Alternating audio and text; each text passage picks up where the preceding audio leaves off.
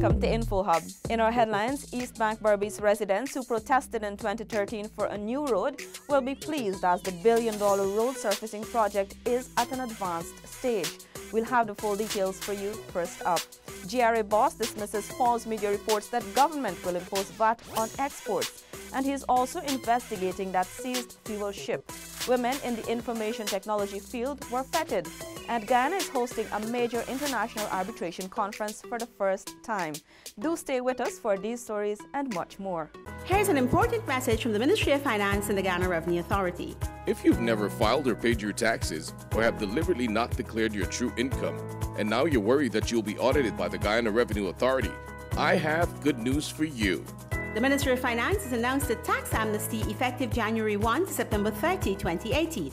So you can now pay all your outstanding income, property, corporate, withholding, and capital gains taxes and get right with the GRA. Visit their office or call them at 227-6060, extension 1201 or 1204 today. Invest in your country. Pay your taxes.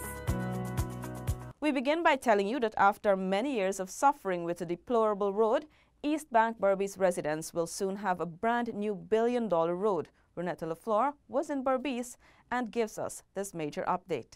I'm out here on the East Bank Berbice Road where the $1.2 billion road project is progressing amidst challenges. Work on the multi-million-dollar project officially began on December 4, 2017.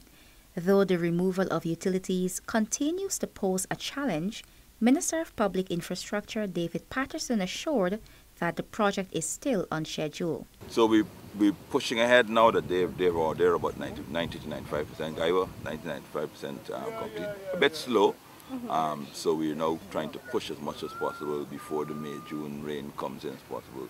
The idea is to actually have a little seal on it, so therefore we don't lose any of the material that you see here. The project is divided into 4 lots, with lots 3 and 4 being completed. Resident engineer Joel Tucker. To date, we've managed to complete base course, that's the layer before we put on the asphalt surface in Islington over Winning, and also about 85% of the Edinburgh area. We've completed Everton up to asphalt surface, which is a forest layer, so we have remaining to put on the base course in Glasgow and Gay Park. When completed, the 5-kilometer roadway will be outfitted with highway lighting, guardrails, and other road safety features. From Glasgow, East Bank Berbice, Renetta LaFleur reporting for InfoHub. And now to address some fake news which has been floating about this week. GRA boss Godfrey Stacia rubbished false media reports that government was moving to impose VAT on exports. Paul McAdam has the details. Speaking at a press conference on Tuesday, the Commissioner General responded to a false report in the Guyana Times newspaper, which followed a release from the Private Sector Commission. Stacia said that the PSC was writing on behalf of the Guyana Rice Exporters and Millers Association, the Georgetown Chambers of Commerce and Industry, and the Guyana Manufacturers Association. He said that there might well be some misunderstanding of the VAT Act. I do not understand where people are getting the impression that exports will be subjected to VAT. There is nothing in the VAT Act that's saying that export must be subjected to VAT. The Rice Exporters Association had written to the Minister of Finance, Winston Jordan, earlier this month, seeking clarification on exports.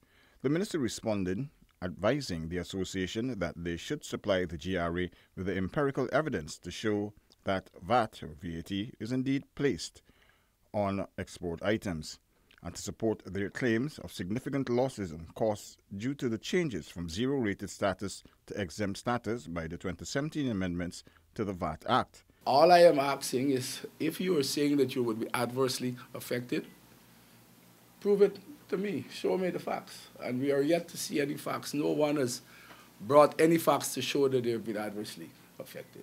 According to the Commissioner General, Godfrey Stacia, the changes in the VAT Act in 2017 was an attempt to minimize a request for refunds.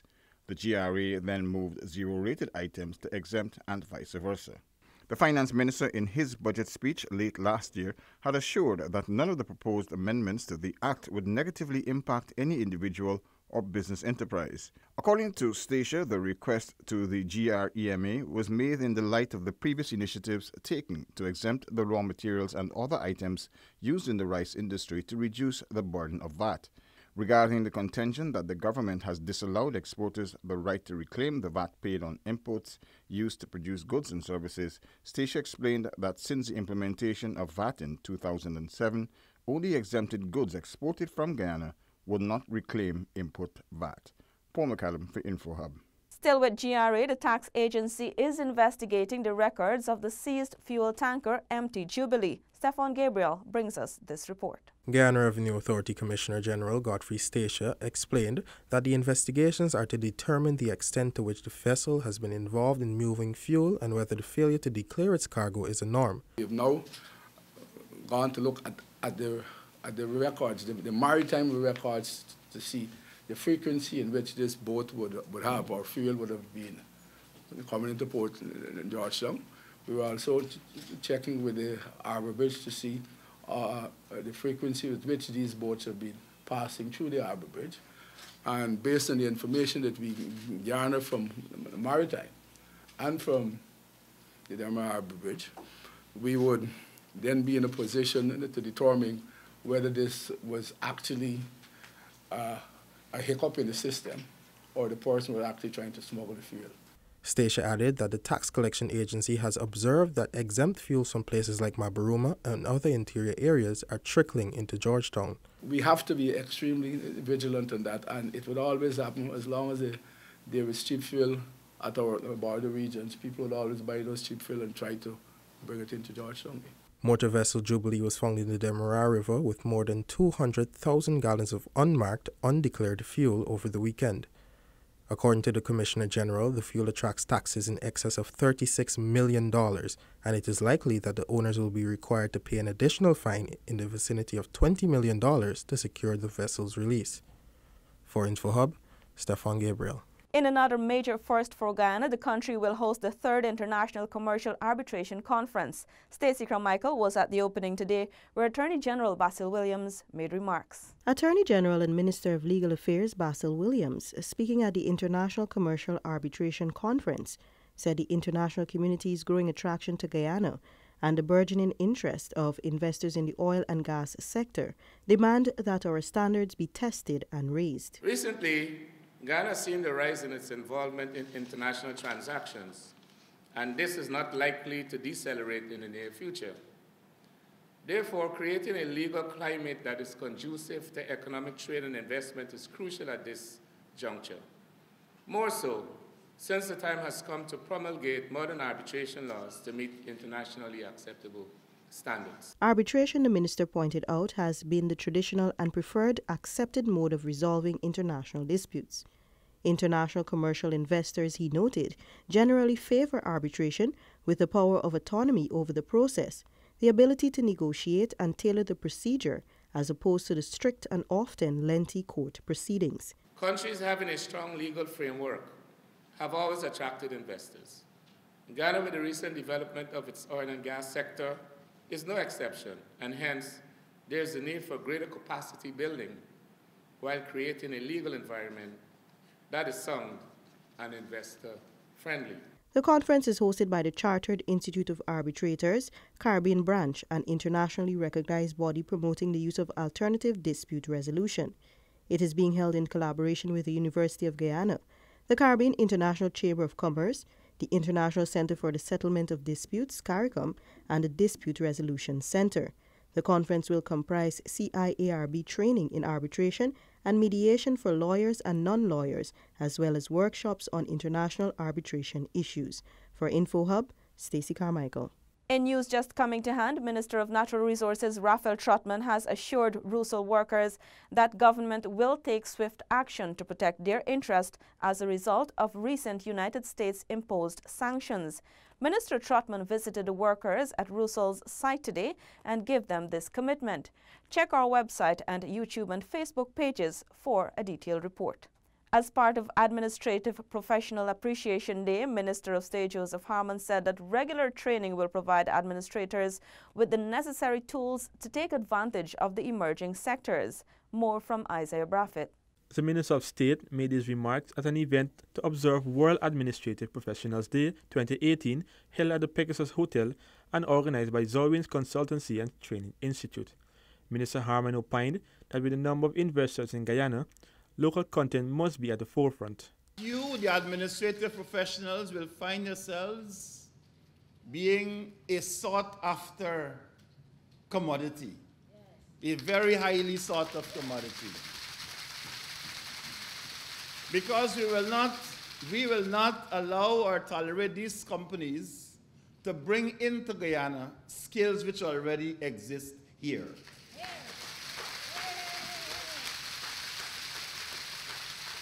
And so you will have to be their first port of call. Also addressing the gathering was Minister of Social Protection Amna Ali, who noted that administrators play a vital role in the day-to-day operations of any organization. Minister Ali added that training is key to ensuring that government continues to build the capacity of public servants. The government of Guyana intends to equip the workforce with the skills required for the jobs of today and those of tomorrow that will contribute to the national growth and the sustainable development outlooks for Guyana. Therefore, we will continue to make substantial investments to ensure that our human capital, especially employees within the public service, possess the skills, knowledge, and resources. The seminar saw the participation of over 300 administrators from several regions. The training exercise, which is an annual event, aims to provide administrators with the necessary skills for an evolving workforce. Isaiah Braffett, InfoHub. The Ministry of Public Telecommunications hosted a luncheon for several women in the ICT field. More from Stacey Carmichael. The Ministry of Public Telecommunications continues to highlight the importance of women and girls in the growing field of information communication technology, ICT, across Guyana through several initiatives. Minister Catherine Yu, speaking prior to a luncheon hosted for professional women in ICT today, underscored the importance of empowering girls in the field. By 2025, they're saying 70% of all jobs are going to be in information communication technologies. And we just want to make sure that our girls are ready. So the ministry is working on creating opportunities where we're connecting people to the internet, as you know, in schools and hinterland areas, but also we're looking at the training and education side. Minister Yu said the luncheon was conceptualized with the aim of providing an avenue for the women to network and look at areas of collaboration on future projects involving women and girls. Co-founder of She Leads It organization, Nicole Peter-Patterson, explained that her organization intends to empower women enterprises globally and has been partnering with local organizations. This year, we're very, very excited that we are reaching out to over 800 girls for engagement across 5 countries. That's Jamaica, Barbados, St. Vincent and the Grenadines, Trinidad and Tobago. And here in Guyana, what we will be having is a Girls in ICT Tech Lab, a Guyana Tech Lab that's going to be led by Geotech Vision, which will see 55 girls from 11 schools and university, including University of Guyana, doing webinars and actually doing activities in terms of web development. The Tech Lab is intended to upskill the 55 girls, particularly in a practical way. This will be followed by the hosting of a hackathon in July 2018, which will be larger and feature more hands-on activities. Judging from the experiences in other countries, Peter Patterson said avenues will be created for the women and girls in ICT. For InfoHub, Stacey Carmichael. Connect with us 24/7 on our website, Facebook, Instagram, YouTube, and WhatsApp for more details as we bring you updates on the fast-paced and exciting developments across Guyana. Thanks for watching. Goodbye. The taxes we pay provide revenue for the government to use to develop and improve our country's infrastructure and the life of all Guyanese. If we pay our taxes, the government will be able to build more roads, schools, hospitals, bridges, and other government facilities. The government will also be able to use those funds to pay better wages and salaries to public servants and to improve government services. This will help to attract more investors to our country, create jobs, and reduce poverty. Let's invest in our country. Pay your taxes. A message from the Ministry of Finance and the Guyana Revenue Authority.